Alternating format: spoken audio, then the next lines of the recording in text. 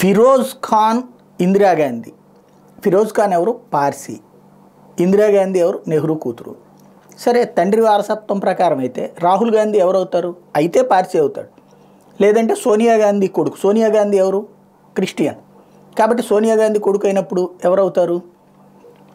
Christian అన్న అవ్వాలి. తల్లి వైపు నుంచి చూస్తే క్రిస్టియన్ అవ్వాలి, తండ్రి వైపు నుంచి చూస్తే పార్సీ అవ్వాలి. కానీ తను బ్రాహ్మణుడు అని చెప్పుకుంటాడు.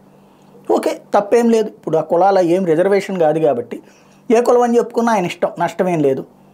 కానీ ఎదుటి వాళ్ళ కులాల గురించి ప్రస్తావన, దాంట్లో నరేంద్ర మోడీ ఓబీసీ కాదు, తను అధికారంలోకి వచ్చాక తనే తన కులాన్ని ఓబీసీలోకి పెట్టుకున్నాడు అంటూ ప్రొజెక్ట్ చేసుకొచ్చాడు. ఎందుకంటే మొన్ననే నరేంద్ర మోడీ పార్లమెంట్ వేదికగా నేను ఓబీసీని కదా, ఓబీసీలకు అన్యాయం జరిగేది ఏంటి అని చెప్పేసి నిలదీసినటువంటి నేపథ్యంలో రివర్స్లో చెప్తే అసలు రాహుల్ గాంధీకి ఇప్పుడు అసలు పాఠం తెలుస్తుంది.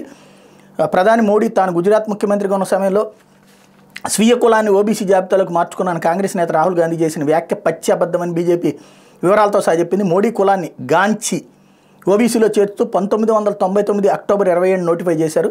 ఇది ఆయన గుజరాత్కు ముఖ్యమంత్రి కావడానికి రెండేళ్ల ముందే జరిగింది.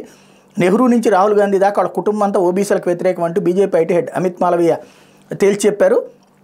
రాహుల్ ప్రజల్ని తప్పుదో పట్టిస్తున్నాను గుజరాత్కి చెందిన బీజేపీ ఎమ్మెల్యే పూర్ణేష్ మోడీ కూడా అన్నారు. గతంలో మోడీ ఇంటి పేరు గురించి రాహుల్ చేసిన వ్యాఖ్యల మీద కోర్టులో కేసు వేసింది ఈయనే.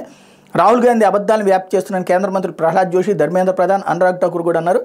బీజేపీ నేతల వ్యాఖ్యల అనంతరం రాహుల్ గాంధీ ఎక్స్ ద్వారా స్పందిస్తూ పుట్టాక 5 దశాబ్దాలు మోడీజీ ఓబీసీ గారు, ఆయన పేపర్ ఓబీసీ నేను చెప్పి నీ నిజాన్ని నిర్ధారించినందుకు బీజేపీకి కృతజ్ఞతలని చెప్పుకొచ్చారు.